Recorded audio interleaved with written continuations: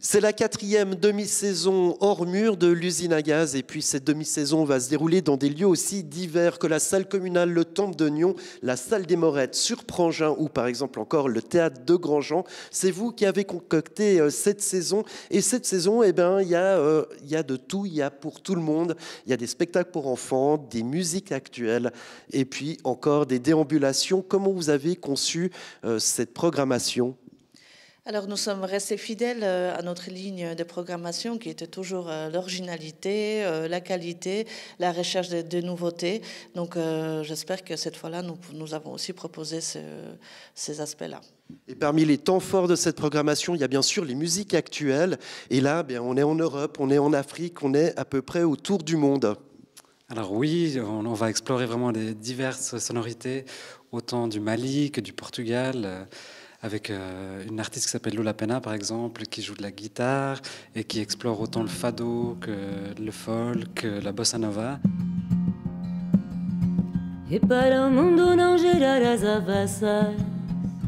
Et Boubacar Sissoko, qui joue de la kora, donc instrument traditionnel malien.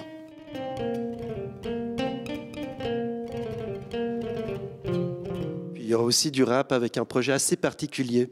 Oui, alors c'est la rencontre de Jonas, le rappeur genevois, avec de la musique classique, baroque. Ils en ont fait un projet où ils rappent dessus, sur de la musique classique, avec des textes engagés. Donc vraiment un mariage assez particulier dans le cadre de la semaine contre le racisme. Le décor, une plage, peu de gens dans les parages. Hors de l'espace-temps, les roches n'ont pas d'âge. Je marche dans le vague, les vagues avalent mes empreintes. Le sable est à nouveau vierge de mes rêves, de mes craintes. Et l'usine à gaz et sa programmation, ça s'adresse à tous les âges. Les enfants ne sont pas oubliés. D'ailleurs, ce sont eux les spectacles pour les enfants qui ouvrent cette saison et qui la terminent. Alors nous proposons 3 spectacles, marionnette des 4 ans, ensuite spectacle d'improvisation et pour terminer un concert qui s'adresse à tout public des 0 à 99 ans. Et qui est mené par qui ? Gaëtan.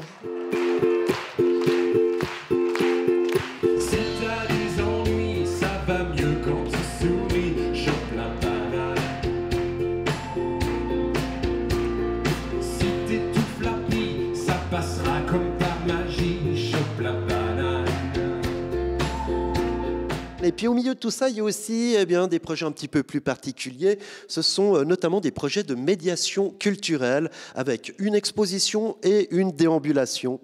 Oui, un magnifique projet qui fait le pari de sortir l'art dans la rue et de s'interroger sur la place des femmes dans l'espace public.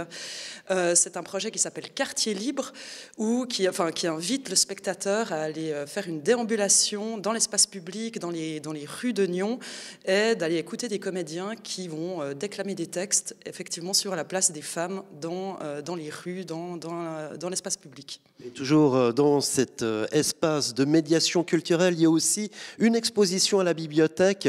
Et là, on va décrocher son téléphone pour entendre quoi ? Effectivement, Bibliothèque sonore, c'est différents téléphones qu'on pourra décrocher et entendre des textes de grandes auteurs françaises telles que Simone de Beauvoir, etc., qui seront déclamés par des comédiennes contemporaines. Quatrième demi-saison hors les murs pour l'usine à gaz. Il y en aura encore certainement une 5e puisque le nouveau bâtiment est en train de sortir de terre. Comment s'annonce l'avenir justement de l'usine à gaz ? Alors l'avenir s'annonce radieux. Nous allons emménager dans l'usine à gaz fin 2020 et nous allons inaugurer le nouveau centre culturel au printemps 2021. Et voilà, et puis pour terminer sur cette réimplantation de l'usine à gaz, donc l'équipe actuelle va continuer sur cette programmation et puis ensuite laisser gentiment le pas et les commandes de l'institution à la programmatrice qui vient d'être nommée.